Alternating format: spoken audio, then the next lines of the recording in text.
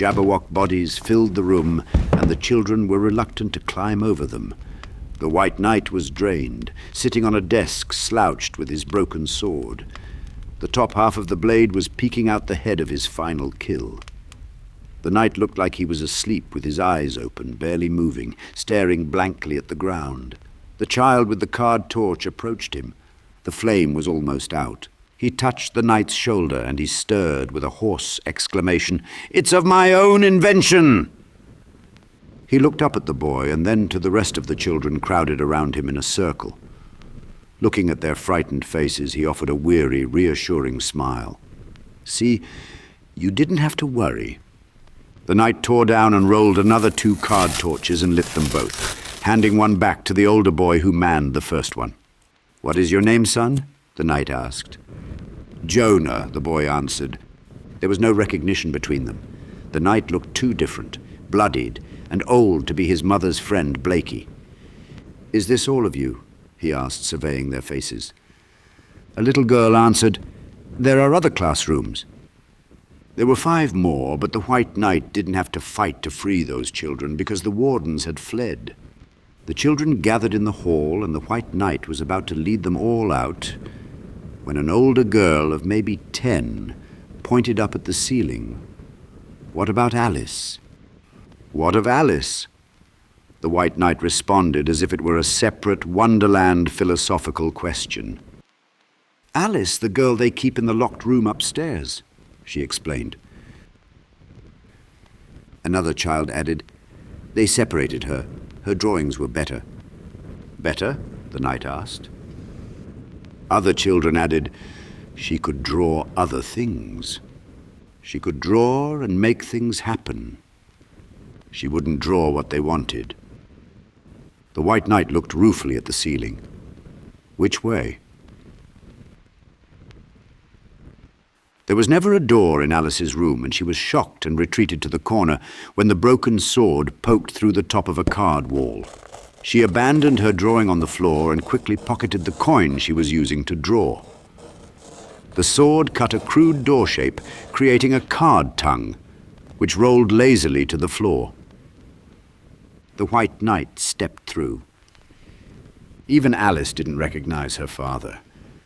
The White Knight didn't know her either, and didn't recognize that the words written on the walls were every word she had communicated to her father, Arthur Blakey, the entire time she had been missing. He offered a gentle, supportive smile. "Come on, my dear. Time to go." She backed farther away, scared of his appearance. His blood-spattered uniform and beaten face looked just as frightening as everything else in Wonderland. "It's all right. I'm taking you home." The White Knight turned to show her the children amassed behind him. She saw Jonah, whom she did know, and he assured her, "Alice, come on. He's taking us back." Pale, hungry, and frightened, she slacked and joined the others. After she left her card cell, the White Knight glanced around at the repeated words and drawings in the margins. All the drawings were of a large man with a beard. If he were still Blakey, he would easily recognize himself in the drawings, but he wasn't. So he didn't. The White Knight and the children exited the fortress with no further resistance. The Jabberwock who guarded the fortress were dead, and all other perpetrators had run off. The Fortress of Cards was empty. An amused smile glowed to life in the bough of a nearby tree. Back in the swing? The White Knight looked around. The children found it first and pointed to the Halloween-like eyes and curve of luminous teeth. "Children saved," the knight declared. The smile and eyes reappeared in a different tree. Children always need saving. There were at least 50 children, boys and girls as young as 4 and as old as 12, all huddled together waiting. The White Knight glanced over them, stopping at Alice. A dim spark of acknowledgement fizzled out of his head. Quite right. The knight sheathed his broken sword. From a closer tree, the smile asked, "And who better than the White Knight?" Indeed. The White Knight straightened himself with pride. The smile added, "And now they go." before the king's men can assemble. Precisely. Children don't belong here amongst this, not anymore. The White Knight agreed and thought deeply, looking around as if someone might have discarded a decent plan. A door. The smile offered from the highest branch behind them. Yes, to the cliffs. Which door will be theirs? The White Knight rearmed himself from the abandoned crates of ammunition. They are from the real. There is only one door. It is in the maze. Everything the smile said had the air of truth, as if it were the oldest and simplest of knowledge. Right, yes, real children, real world. The White Knight rolled 2 4-gallon barrels of black powder over to Harry and fastened them to his saddle with rope. Before he finished tying them, there was a sudden distant rumbling from the sea of leaves.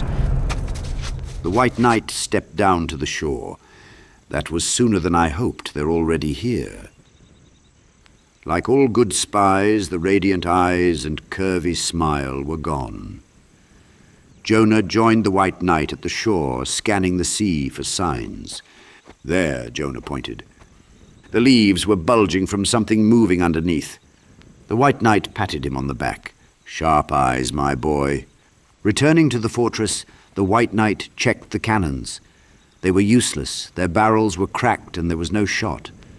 Jonah could see within the unnatural glowing horizon. Where it touched the dark sea, a silhouetted periscope appeared, cutting a swath towards them. I drew one of those.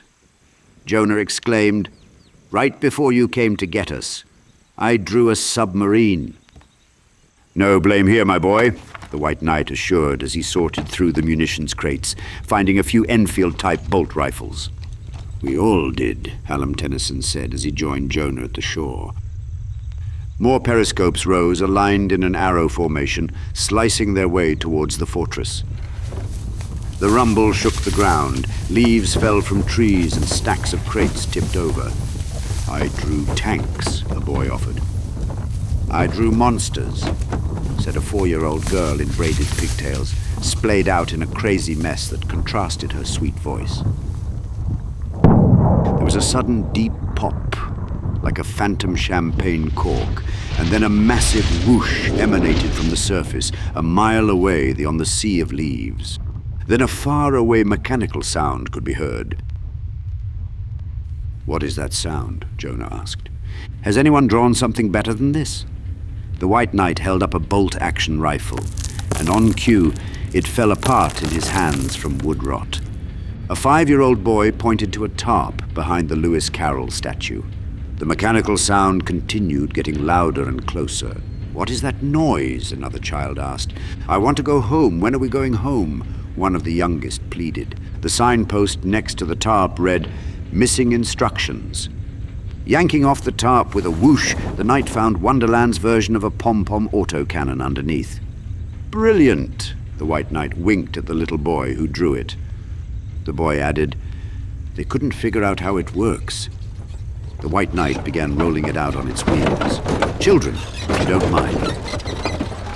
Jonah and 2 10-year-olds ran over to help him wheel the heavy gun towards the shore. I didn't draw anything that would make that noise, Jonah declared. Neither did I, Hallam agreed. Suddenly, a wheeled torpedo burst out of the sea, rolling up the hill and hitting the fortress with a great fiery explosion. Fortunately, none of the children were nearby, and the fortress swallowed the explosion like a treat. Its ring of fire momentarily threatened to expand and consume the entire structure, but with the flapping sound of shuffling cards, the wound repaired, sealing itself over in a fresh deck. It took a major effort to wheel the heavy machine gun into place. The White Knight struggled when it picked up speed on the slope, running right into a large rock and cracking a wheel. Here we'll have to do. Stand back. The White Knight waited for the children to get behind him. It might kick. He waved them back further. Then he yanked back the heavy bolt, took aim, and pulled the trigger. Nothing happened. The White Knight looked at the little boy who drew it. I drew a lock, the boy instructed, underneath the handle. The White Knight looked under the handle and saw a 4-letter combination lock. "B-O-O-M," the boy spelled out. The White Knight dialed in the word, and there was a clunk. The knight re-aimed and opened fire. The rapid fire of the cannon was a series of deep, low thumps that could be felt in the children's chests. But it wasn't the expected sound from such a weapon. It was the sound that a child would give a gun. The children backed away. Blasts of leaves danced across the surface towards the first periscope. For a moment, it didn't seem effective. But then the first periscope dipped and veered off widely, crossing into another periscope's path. There was a low, almost musical boom when the two subs collided under the leaves. Black smoke seeped out from beneath the surface, and fire soon followed. Another torpedo rolled out of the sea, clacking like a runaway toy. "Look out!" The White Knight waved the crowd of children aside. The wheeled projectile zoomed past them all, into the woods, and ended in a towering plume of fire. The fireball died impotently, barely scarring the trees after its remaining leaves flared out. The eyed Smile, safely in a dark spot above a gathering of rocks, watched, amused. The explosions reflected off its lustrous eyes, which floated weightless in the black, never blinking nor looking away. The White Knight took down one more submarine before the gun ran empty. The sea of leaves was already catching a blaze. From the chorus of screams, the king's men, all of them, a dozen decks worth, must have been beneath. Fire and thick black smoke filled the purple glowing sky, creating an apocalyptic stain. Everyone watched from the shore, and by dawn the sea was completely gone.